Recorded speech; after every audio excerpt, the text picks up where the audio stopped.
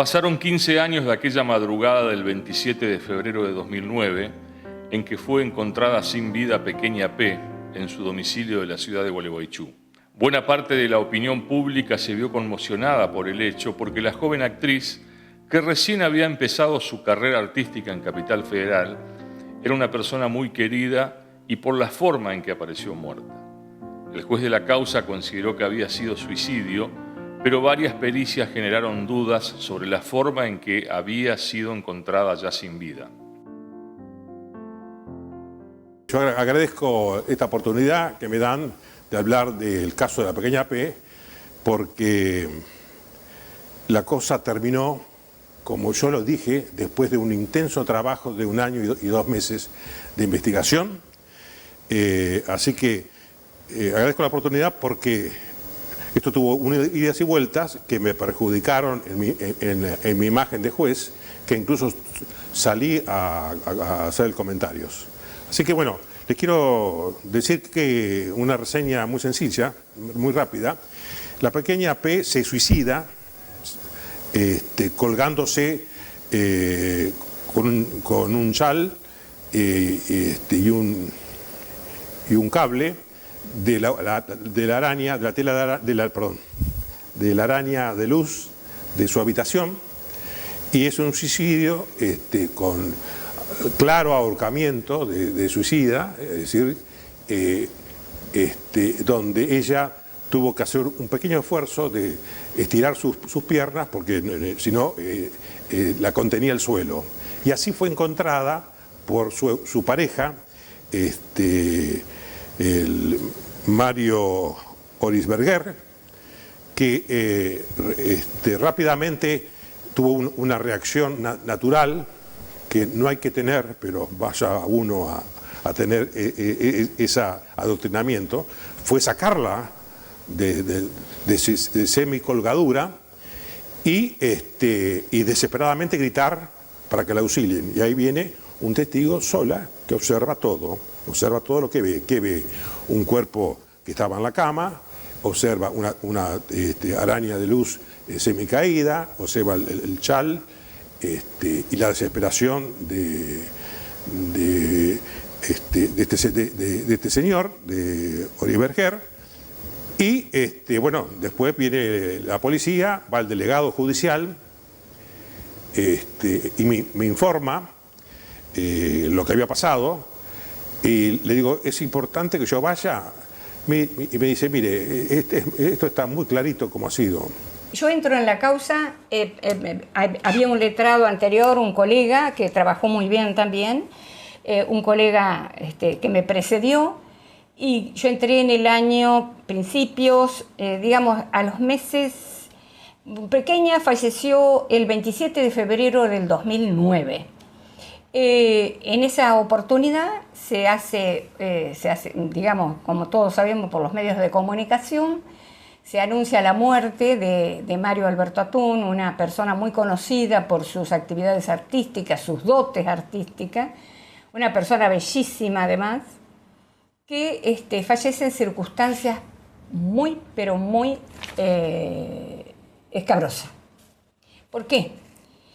Porque aparece un cuerpo en el suelo, ya lo habían lavado cuando entra digamos, la autoridad judicial y la autoridad, ya habían lavado el cuerpo, ya habían lavado el piso, ya estaba todo limpio, incluso la habían vestido, etcétera, etcétera. O sea, se trataba de un escenario del crimen absolutamente modificado.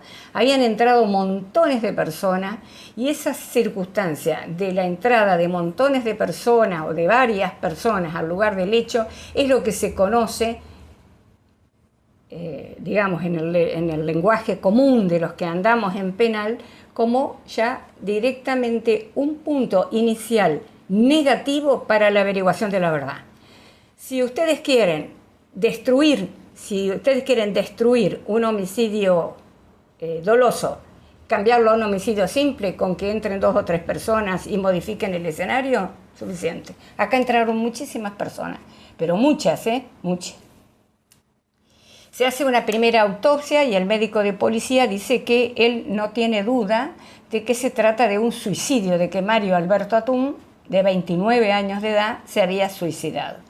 Ahí comienza un peregrinar de la madre de Mario Alberto Atún, la señora Gladys Sandoval de Atún, que no creyó jamás en que su hijo o su hija se había suicidado. Ese día estábamos trabajando con un compañero de acá del canal de Gualeguaychú, haciendo móvil, y recibimos un llamado y nos dijeron que se había suicidado una persona allá en zona de lo que es el barrio Tiro Federal. Concurrimos, esa mañana era media mañana, creo que era, no recuerdo muy bien el horario, pero cerca de las 11 de la mañana, 10 y pico puede haber sido. Y bueno, nos encontramos en el lugar, había muchísima gente.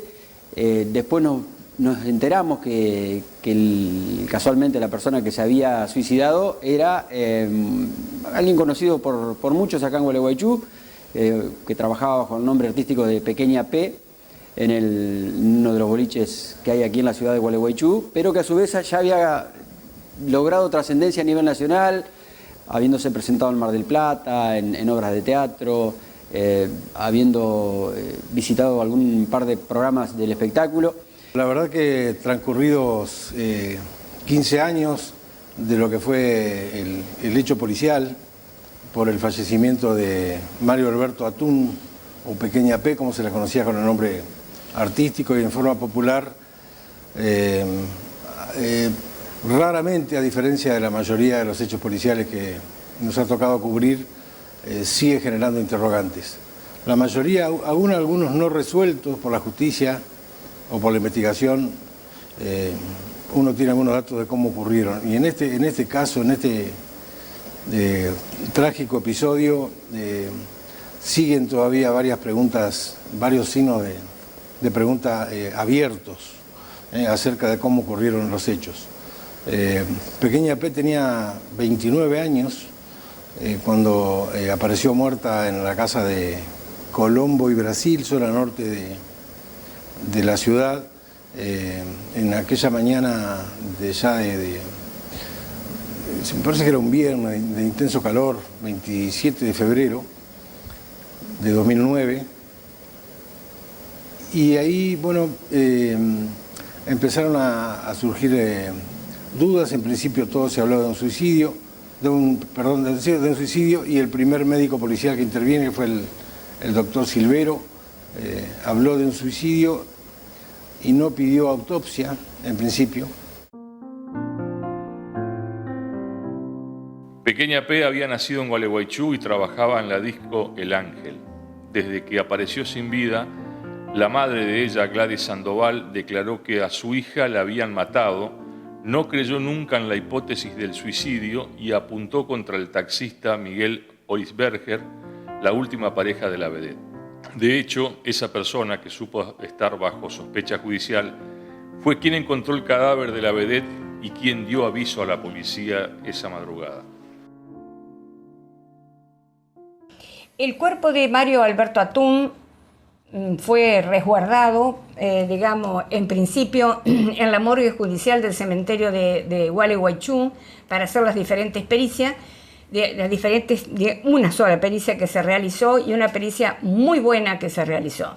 ¿Por qué digo que por suerte se conservó el cuerpo? El cuerpo se conservó en la morgue porque a través de ello se pudo establecer, mediante un estudio de la pericia médico-forense realizada por el doctor Moyano, excelente profesional, que no tuvo ninguna duda en hacer un trabajo bellísimo, determinar las lesiones que tenía Mario Alberto Atún, todo lo que presentaba su cuerpo en cara, en torso, en pierna, en brazo, en todo, excelente, que no tuvo ninguna impugnación de nadie, para terminar concluyendo de que en realidad, y se lo voy a leer para que quede bien firme, qué es lo que determinó este facultativo respecto de lo que él consideraba que como conclusión de todo lo examinado y de todo lo estudiado, Mario Alberto Atún había sido una víctima de un homicidio, no de un suicidio como se lo quiso presentar desde el primer momento. Nos enteramos que era ella, bueno, hubo ahí, estuvimos trabajando ahí en el lugar, la familia estaba toda realmente muy choqueada, los vecinos también. En aquel momento nosotros hablamos con vecinos de ahí, de la casa de al lado, que nos contaron que había llegado sobre las 6 de la mañana en un auto gris, que nunca se supo de quién era el auto gris, o por lo menos a nosotros no nos llegó la información. Su pareja, que trabajaba de remisero en ese entonces, había estado trabajando a la noche porque trabajaba en horario nocturno, que llegó cerca de las 8 y pico de la mañana, y ahí fue cuando encontró el cuerpo ya sin vida de Pequeña P.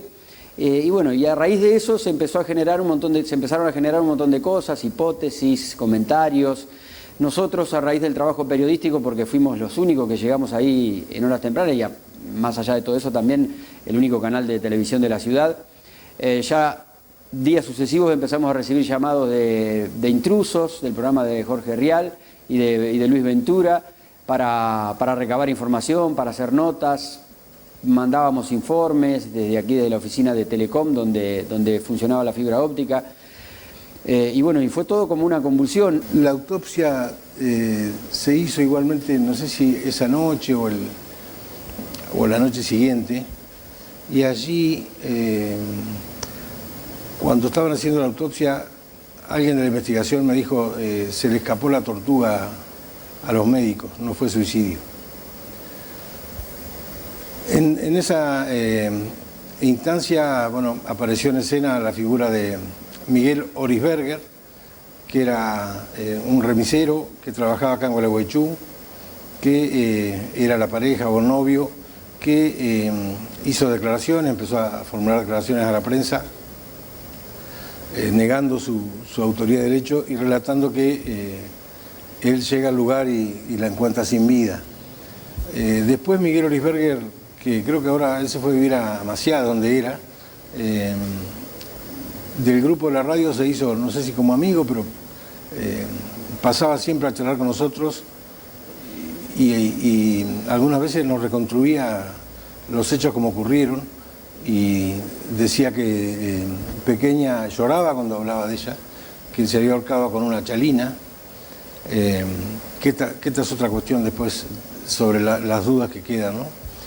Hay un revuelo mediático, protagonizada por la madre y un hermano, que llegan inmediatamente, eso sí me comenta el delegado, que llegaron inmediatamente la madre y un hermano, y hicieron un revuelo, un escándalo, dando a entender que la cosa no podría haber sido así, que podría ser otra cosa, pero todo indicaba, no había ningún elemento para imputar, para investigar un presunto delito de homicidio. Y eso lo confirmé en una investigación de 1 año y 2 meses. Esto fue el 27 de febrero y yo termino en abril del 2011 con un sobreseimiento sin indagar a Mario Orisberger. ¿Y qué hice en el medio? Hice todo lo que seguramente habrán ratificado posteriormente. No creo que se haya modificado absolutamente nada de lo esencial, porque terminó como yo lo dije, ante el otro juzgado que intervino y ante el Tribunal de Casación. Terminó con un sobreseimiento sin indagar, un sobreseimiento a Orisberger luego de prestar declaración. Era determinar si el hueso, si había habido o no fractura del hueso hioides, que todo el hueso hioides es el que tenemos nosotros, que es el que en un movimiento de la cabeza cuando se mueve, es decir, lo que hacen generalmente, ustedes vieron en tiempo de guerra, se retuerce la cabeza para que ese hueso se fracture y ahí se produce la muerte por asfixia. Muy bien. Muchísimos profesionales, muchísimas pericias que se hicieron, pero pericias de todo tipo, pericias de gendarmería para probar cómo se había, si el cuerpo había estado colgado o no, pericias médicas, pericias fotográficas, de todo se hizo a los efectos de determinar no se sabía que ella, porque lo que se buscaba era que no fuera un homicidio, sino que fuera un suicidio. Esa es digamos, la tendencia que hubo desde el principio de parte de quien llevaba la instrucción del juez, el doctor García Jurado, era suicidio. En un momento determinado, quien aparecía como sospechado era Orisberger, Miguel Ángel Orisberger, que era la pareja de Mario Alberto Atún. Él sostuvo su inocencia durante todo el tiempo, hasta el año 2014, que le dictan el sobreseimiento por falta de elementos de prueba, que acreditaran una participación activa en el homicidio de Mario Alberto Atún. Según Orisberger, él dice que va y busca unas facturas, que comen facturas desayunan, y que luego sale y vuelve a entrar. Cuando vuelve a entrar, prende la luz porque estaba oscuro y ve a Pequeña colgando del techo, pero me acuerdo patente que era con este relato, colgando del cuello con la rodilla flexionada hacia adelante y los pies tocando el piso. En derredor de Pequeña P también se movían muchas personas conocidas, con algunos cargos en lo que es la fuerza de seguridades.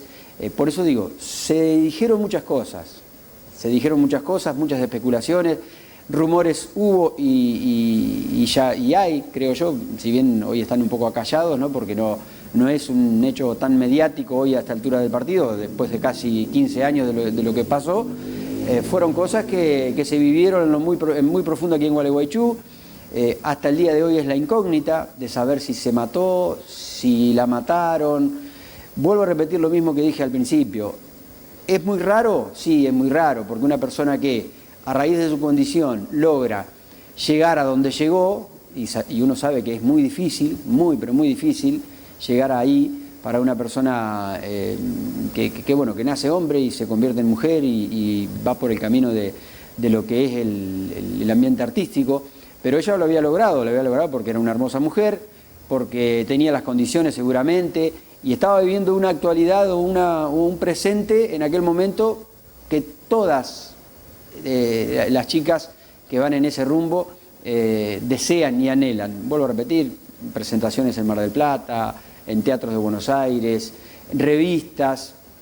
Se lo marcaba en aquel momento como la sucesora de Cris Morena, ¿no? Ustedes, algunos la recordarán, a Cris Morena, que ya había fallecido hace muchos años antes, y bueno, y se había ganado un lugar importante. Surgen los testigos que trabajaban con la Pequeña P, que era un travesti que en ese momento estaba surgiendo a la fama nacional. A la fama nacional, era un travesti con cualidades estéticas y con cualidades artísticas. Por lo tanto, se preveía un futuro para una familia humilde, económicamente mejor, ¿no? Vinieron compañeros de ella, también en la misma condición de travesti. Me acuerdo de una de ellas que afirmó que esta travesti, la Pequeña P, tenía la relación de pareja con Mario Orisberger, y que a su vez había una relación, un triángulo amoroso con un custodia del lugar, cosa que pudimos verificar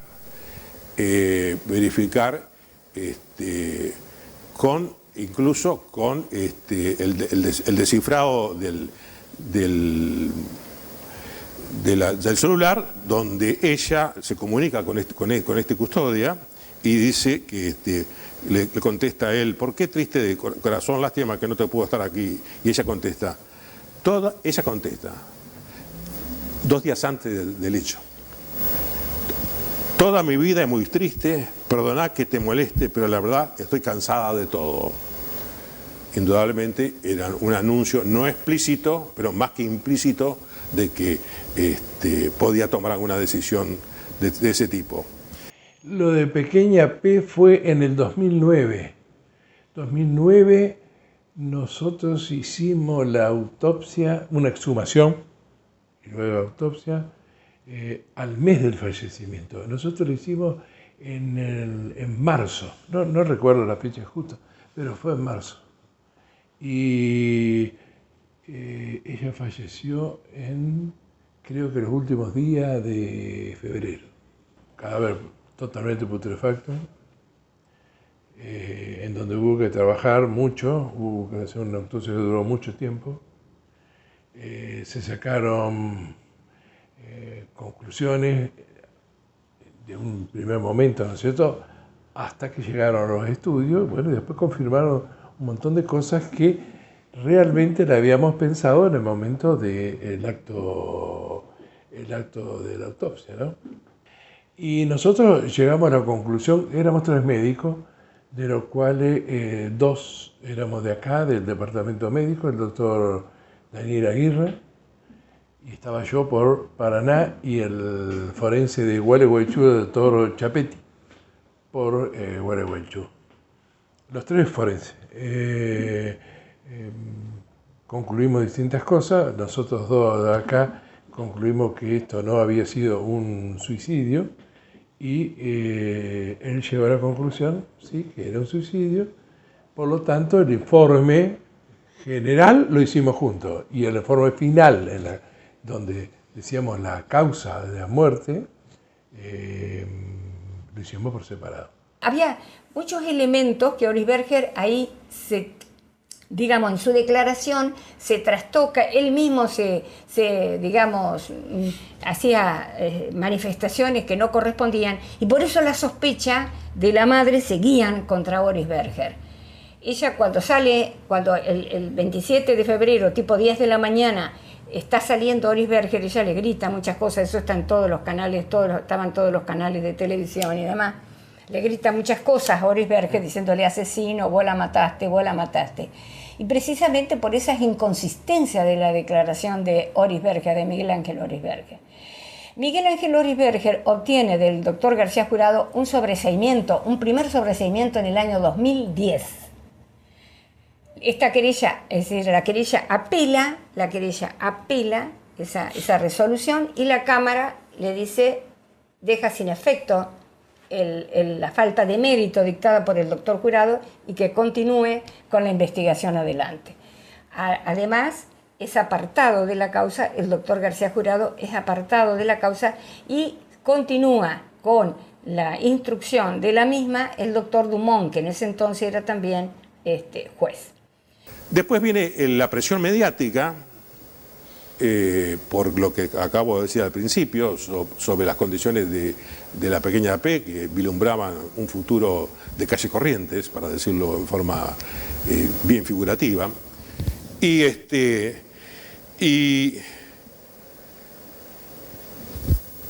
le corro vista al fiscal, el doctor Verán en ese momento, a ver qué opinaba, si era necesaria la autopsia. Para mí no. Porque después sí volvieron a pedir la querella, volvió a pedir la autopsia. Y el fiscal me dice que no es atributo de él, es una decisión que yo tengo que tomar. Es decir, no opina como en favor de la decisión de la autopsia. Este dato es importante por el comportamiento del Ministerio Público Fiscal, y cuando digo Ministerio Público Fiscal me refiero a todo el sistema, que es más jerárquico que el sistema judicial, donde hay un fiscal general que sigue siendo el mismo que hoy, el doctor García, un hombre muy capaz y culto. Bueno, y ante esa presión mediática de los medios de comunicación nacional, entonces incluso aparece un perito que se presentaba como perito criminalístico, perito balístico, el señor Locles, a quien yo ya conocía de historias negativas, de quien yo ya sabía que había sido declarado nula varias causas por la Corte Suprema, porque había comprobado que no era perito, no tenía título de perito.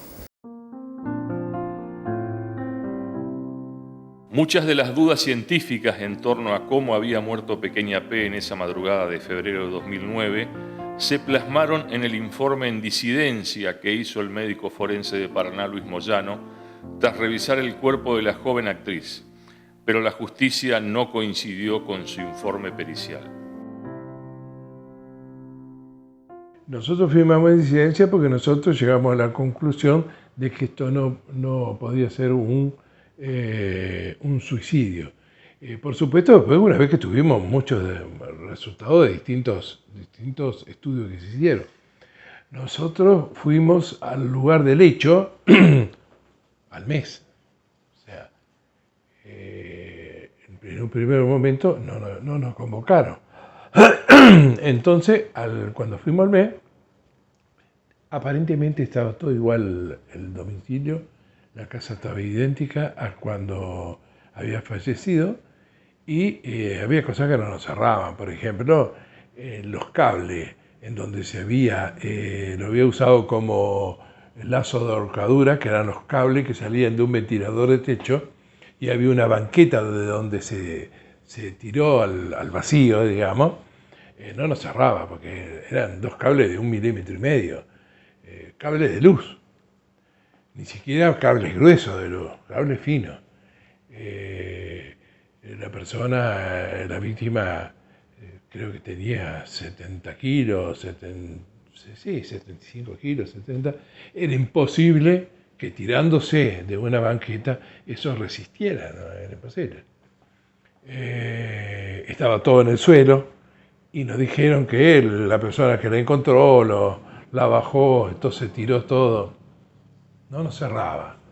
Después, con las fotos que nosotros recibimos de la policía que hizo el levantamiento del cadáver, vimos que el lazo que había de ahorcadura no eran lazos típicos de una ahorcadura. El lazo de una ahorcadura siempre es oblicuo. ¿Por qué? Porque el punto de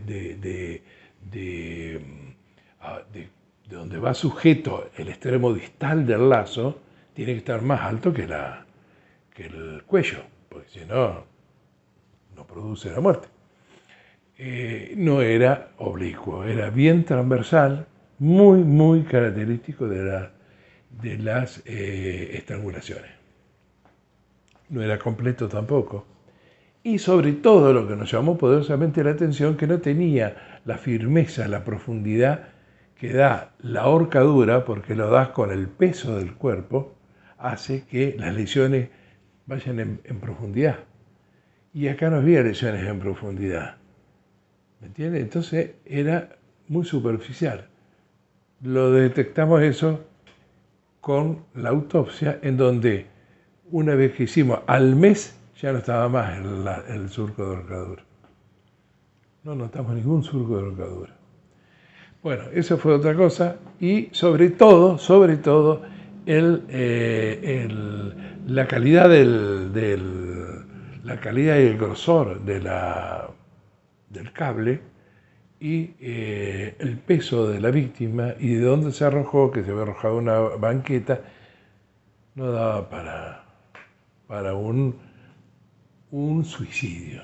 Nosotros hicimos todo, una vez que terminamos, mandamos nuestro informe y diciendo que fue una muerte por asfixia mecánica, no ahorcadura, sino que con algún elemento en donde se hizo tracción sobre el cuello de la víctima.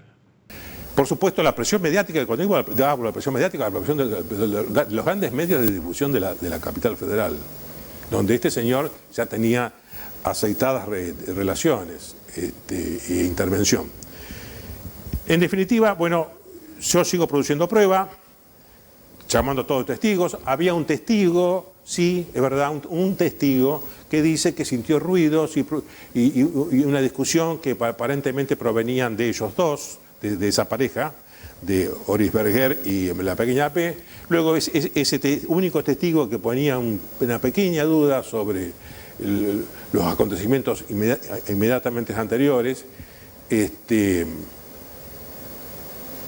no se les dijo, pero aclaró que, bueno, que él tenía problemas auditivos y que no sabía bien si habían sido ellos los que habían emitido esa discusión, es decir, relativizó totalmente ese primer testimonio.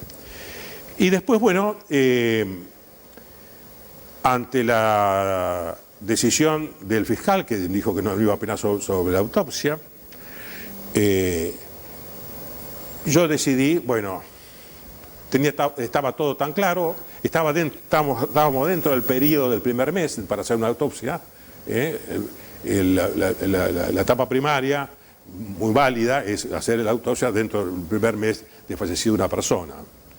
Bueno, lo hicimos en el primer mes, es decir, lo hicimos el 29 de marzo, incluso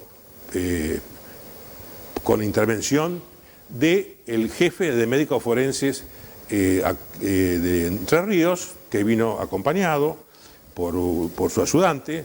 Me estoy refiriendo al doctor, a ver, por acá tengo el apellido, recuerden que esto fue de 2019, la memoria me está fallando. Bueno, ya va a surgir el nombre de este médico. Es el actual médico forense. Vino ese médico forense con el auxiliar, hicimos la pericia, yo presencié la pericia y estuvo el médico forense, jefe de la provincia de Entre Ríos, su ayudante, dos médicos de parte de la querella, y el médico forense de Gualeguaychú, el doctor Chapetti. Doctor Chapetti, que en un momento avaló la postura de la muerte por ahorcamiento en un colgamiento incompleto porque tuvo que levantar sus piernas para quedar colgada. Quiero aclarar que hay suicidios que se realizan desde 15 centímetros, ahorcamiento que se produce desde 15 centímetros de la cama. Acá estamos hablando de un ahorcamiento desde instrumento eléctrico, una araña que está ubicado por lo menos a 1,80 metros, 1,90 metros. Y a Miguel, ahora que pienso,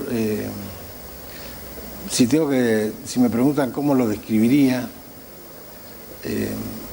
difícil decir uno si le cree o no, pero sí nervioso y como algo asustado, pero obviamente a él se le vino el mundo encima porque bueno, él estaba en la mira y sabía que si la causa tomaba otro giro podía llegar a ser detenido.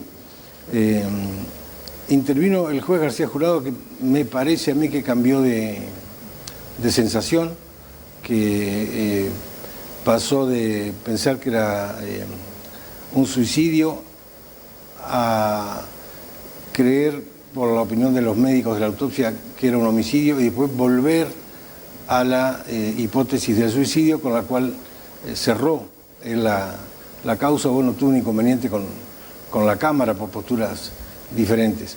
Pero también, poco después, dos fiscales de Gualeguaychú, el doctor Guillermo Vireo, y camarista, y el doctor Lisandro Verán, entonces fiscal y coordinador de fiscales de Gualeguaychú, plantearon que se había tratado de un homicidio. Luego el doctor Dumont, que intervino, cerró la causa como suicidio. En el lugar del hecho, por supuesto, lo nuestro ya había pasado, el suicidio-homicidio había pasado. Ya te digo, fue el mes. Pero dicen la gente que había cerrado el domicilio, que estaba intacto así, de esa manera. Tuvimos escuchamos algunas de personas que estaban ahí que dicen que había comido arroz, creo que cenado era arroz, y que había tomado unos mates con media luna y todo eso. Bueno, nosotros cuando hicimos la autopsia encontramos arroz. La media luna, no encontramos ningún resto de alimento de la media luna. El arroz nos llevó a determinar aproximadamente el tiempo de evolución de la muerte que había tenido esta persona. Y lo logramos más o menos, porque cada vez estaba, cuando nosotros lo vimos, putrefacto total. Pero el arroz tarda un tiempo en pasar del estómago al intestino y llegamos a la conclusión que había comido y a las 2 horas había fallecido. Di intervención a la Corte Suprema de Justicia, al Cuerpo Médico Forense de la Corte Suprema de Justicia, y el informe del Cuerpo Médico Forense de de la Corte Suprema de Justicia dictaminó que se conduce a aceptar la hipótesis de una asfixia mecánica por compresión cervical. Dice, nos inclinamos hacia la hipótesis médico-legal de una asfixia por ahorcadura, no por estrangulamiento, es decir, ahorcadura, se ahorcó sola. Eso fue confirmado por Miguel Iñarra, que era el médico forense decano de Entre Ríos, que tenía su jurisdicción en Gualeguay, confirmó tal circunstancia, es decir, que teníamos el cuerpo médico forense de la Corte Suprema, tres especialistas, en lo suyo, ¿no? En el análisis del cuerpo, en análisis de huesos, en el análisis fotográfico y el análisis microscópico, acá lo tengo. E incluso estos médicos determinaron, teniendo en su poder las partes que le mandamos de la autopsia, que el famoso hueso hioides no se encontraba quebrado. En un estrangulamiento, el estrangulamiento es de tipo horizontal, ¿no es cierto? Es de tipo horizontal. Y ahí el hueso hioides se quiebra. El hueso hioides estaba sano, y ese fue el error del jefe de médico forense de Entre Ríos, al decir, cuando se hizo la autopsia, que yo tuve presente, dice, el hueso hioides está roto. Determinaron los médicos de la Corte Suprema, teniendo el hueso hioides en su poder, que estaba totalmente sano, que no había ningún el elemento óseo quebrado de ese sector del cuello.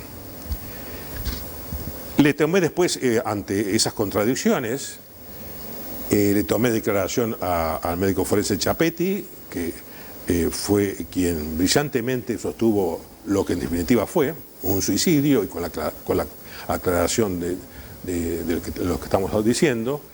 Le tomé 10 horas de declaración al jefe de médicos forenses de Entre Ríos, actualmente sigue siendo, y después de eso también intervino Gendarmería, que me determinó que con ese cable podía haber sostenido el cuerpo de la pequeña P.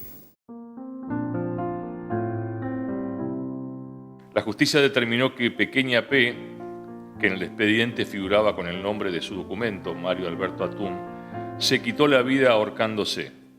Fue el 19 de junio de 2014 que el juez Arturo Ezequiel Dumont dictó el sobreseimiento de Miguel Orisberger, luego de que hubiera sido imputado de homicidio simple. Apenas un año más tarde, Gladys, su madre, falleció en Gualeguaychú. Hasta el final de sus días, aseguró que su hija no se había suicidado. Les cuento que en esta causa hubo montones de intereses políticos, personales, gente que no debía aparecer, mucho ocultamiento por parte de la policía. Es más, el jefe de policía de la provincia mandó a relevar todo el personal policial que había actuado en la investigación de Pequeña P en los primeros momentos y después en los primeros meses y en el primer año. Relevó todo el personal policial y trajo una policía judicial de Paraná, sospechando que no se hacían bien las cosas. La policía judicial actuó muy bien y llegamos al año 2014, donde dictan un sobreseimiento. Ese sobreseimiento fue apelado, la Cámara confirma, fue en casación, la Cámara de Casación Penal de Paraná confirma. Se hizo el recurso de impugnación extraordinaria, que en ese momento ya había empezado a regir por el nuevo Código Procesal Penal. También se rechaza, y entonces nos vamos en un recurso extraordinario ante la Corte, que la Corte lo abre, pero lo rechaza. También se hace una pericia, me olvidé de eso, que había una pericia por parte del cuerpo médico forense de la Corte Suprema de Justicia de la Nación, pero se hizo sobre elementos sobre papeles, y ellos mismos dijeron, nosotros decimos lo que vemos en la fotografía, pero no podemos, es decir, lo mejor Le hablo en palabras claras para que todo el mundo me entienda, porque si hablo en palabras procesales a veces queda como muy elevado y se pierde el hilo. Los peritos de la corte dijeron, nosotros hacemos lo que vemos, pero quienes mejores actuaron son aquellos que manosearon o que tuvieron en sus manos el cadáver para determinar bien cómo estaba este hueso hioide y las partes colindantes del cuello de la víctima, para determinar que eso fue un ahorcamiento, es decir, no fue un suicidio, sino que fue un homicidio por ahorcamiento. Después se determinó desde el punto de vista de testigos, del testigo presencial que viene rápidamente a ayudar en la desesperación a Mario Orisberger, quien ya había sacado el cuerpo, creyendo que estaba con vida y para poder reanimarla, que estaba el instrumento donde se había colgado, es decir, la araña de luz. Y bueno, determinó Gendarmería que ese cable también podía haber sido sostenido, podía haber tenido la fortaleza para sostener ese cuerpo, y como dicen el cuerpo médico forense de la Corte Suprema de Justicia, y avalado por el decano en ese momento de los médicos forenses de Entre Ríos, que pudo haber utilizado las dos cosas, ¿no? La tela, el chal y el cable. Entonces, con toda esa prueba, incluso recurrí a lo que recién estaba comenzando en Argentina, que hacer una especie de autopsia psíquica. Recurrí a una psicóloga de Gendarmería Nacional que hizo referencia y bueno, si bien teníamos este elemento de este mensaje donde expresaba toda su infelicidad y que estaba cansada de todo, el problema que ocasionaba la relación de pareja trilateral con Mario Orisberger y ese custodia, el dictamen de la psicóloga de Gendarmería no fue contundente ni para un lado ni para el otro, es decir, no pudo definir si estábamos ante una personalidad que posiblemente podría asumir un comportamiento como este. Ni golpes, nada. Había algunas cositas, pero eran cosas que no podíamos nosotros determinar si había sido justo en ese momento. Porque se consideró que había sido un suicidio, pero no pidieron autopsia en su momento. En su momento no se hizo autopsia. Entregaron el cuerpo. Nosotros volvimos nuevamente en el 2019, creo que fue porque el cuerpo del 2009 hasta el 2019, que fuimos de vuelta, el cuerpo siempre estuvo en la morgue. O sea, estuvo en un féretro, pero estuvo ahí. No sé por qué el juez no le entregaba el cuerpo.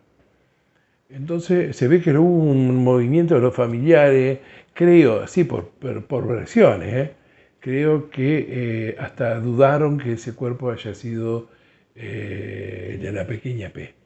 Entonces nosotros fuimos nuevamente e hicimos un estudio de ADN, o sea, sacamos muestra para un estudio de ADN. También había rumores de que ella en el ambiente de la noche por ahí frecuentaba a personas importantes. Miguel Orisberger era un muchacho común de un pueblo entrerriano que trabajaba como remisero. También se hablaba de que él estaba muy celoso del trabajo que ella hacía de noche.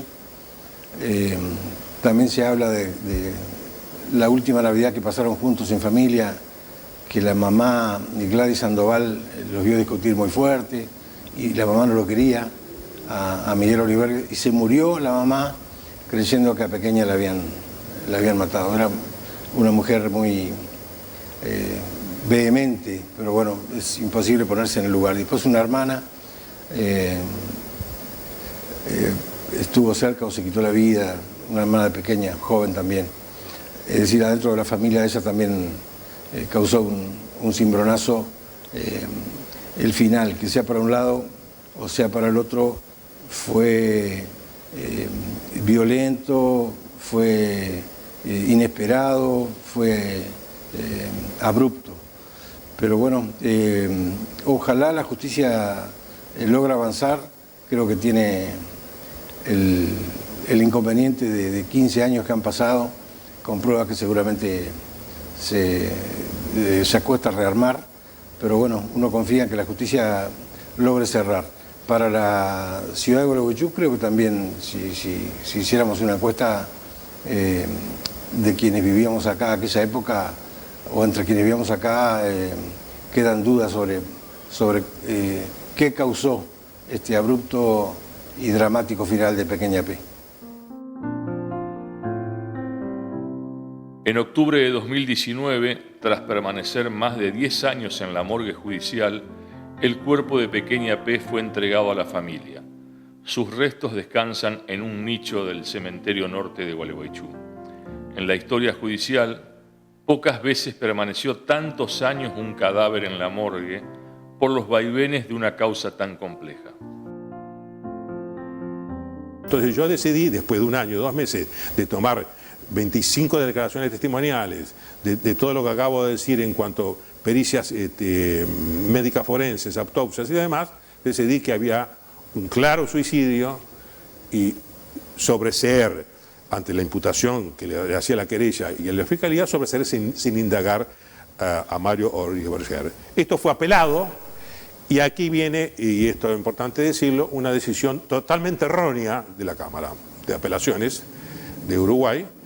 Y te digo totalmente errónea, porque lo tengo acá en la resolución, está documentado, donde hace 4 afirmaciones que demuestran de que por lo menos el primer voto, que es el máximo responsable, ¿no? El primer voto, no leyó la causa, no leyó la mitad de la causa, porque dice que no está probado que no trabajó, que dice que no está probado que haya tenido una actitud proclive a terminar con su vida, cuando tenemos esto, y otras cosas más que en este momento significaría extendernos, que lo tengo anotado por acá, que no hay indicios de la preservación de los hechos, cuando el médico Silvera actuó correctamente, incluso es ponderado por los médicos forenses de la Corte Suprema de Justicia de la Nación, diciendo que es correcto el relato y la descripción del momento del hecho. Además, estuvo el delegado judicial desde el primer momento,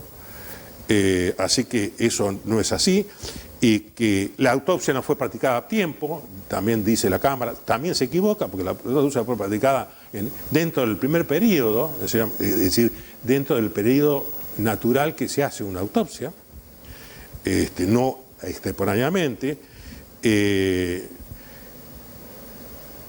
y bueno, y no tiene muy en cuenta lo que yo tuve en cuenta de las conclusiones médicos legales de los 3 médicos forenses de la Corte Suprema de Justicia de la Nación que tuvieron el material extraído en la autopsia, y el decano de médicos forenses y el doctor Chapetti, médico forense de Gualeguaychú, un prestigioso médico que todavía sigue actuando ahora en la vida privada, ya jubilado. El peritaje médico del doctor dijo que había habido una persona ubicada en parte trasera que había hecho ese movimiento. Y ese movimiento no necesariamente debía decir que estaba colgada. Tengo muchas pericias, muchas fotografías que las puedo mostrar incluso, con el surco de Pequeña, pero muy pronunciado, que de ninguna manera no se sabe cómo un médico como el doctor Chapetti podía afirmar que ahí había habido un suicidio con un surco marcado muy profundo en el cuello, que denotaba de que no podía ser de una acción, de una autolesión, sino de una lesión extraña, es decir, de alguien externo a Pequeña P. Llegamos así al año 2019, continuando y demás, porque ahí quedaba el cadáver y seguíamos investigando a ver si podíamos lograr alguna declaración, porque en última instancia Orisberger estuvo en el lugar del hecho. No estuvo en el momento, porque después se determinó que no había estado en el momento. Pero por de pronto falseó algunos datos y él estaba comprometido con la causa. Al dictar el sobreseimiento, ese compromiso desaparece. Eso es más lo que puedo decir. Tengo mucho más de anécdotas.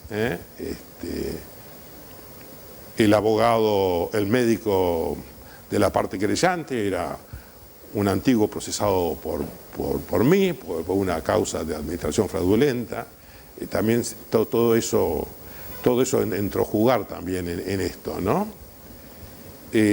Por suerte, le agradezco, estoy, como dije en su momento, cuando la Cámara revocó mi sobreseimiento, estoy muy tranquilo, no soy un tosudo, como dijo la Cámara, y voy a ser contundente en su momento. Bueno, acá estoy siendo contundente porque amerita el tiempo que ha pasado y amerita que la causa está cerrada y es un tema público y que se pueda hablar libremente. Esa es la historia macabra, la parte macabra de todo esto.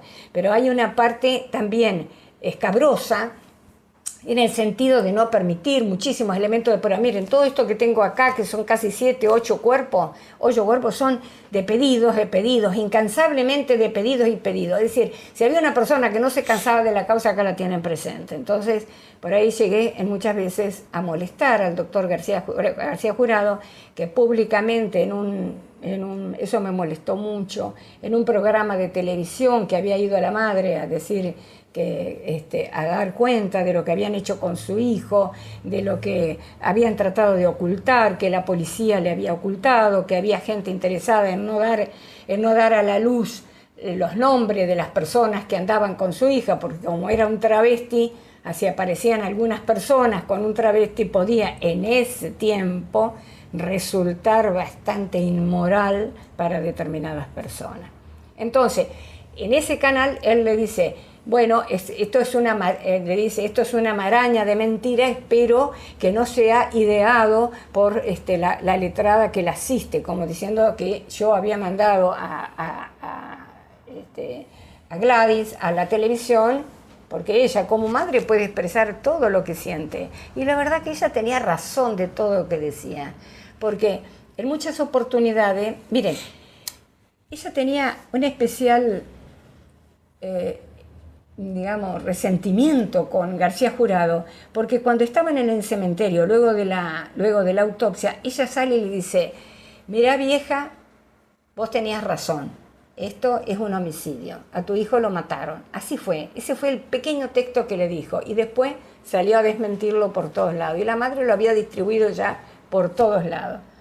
Aquí que sale el médico de tribunales, y el médico de tribunales, yo estoy en duda, para mí no está claro el homicidio, es un suicidio, que era el doctor Chiappetti. Muy bien. Las opiniones son opiniones, los dictámenes son dictámenes. Nosotros lo único que tenemos que hacer como abogados es demostrar lo contrario. No podemos estar denostando a cuanta gente tengamos adelante.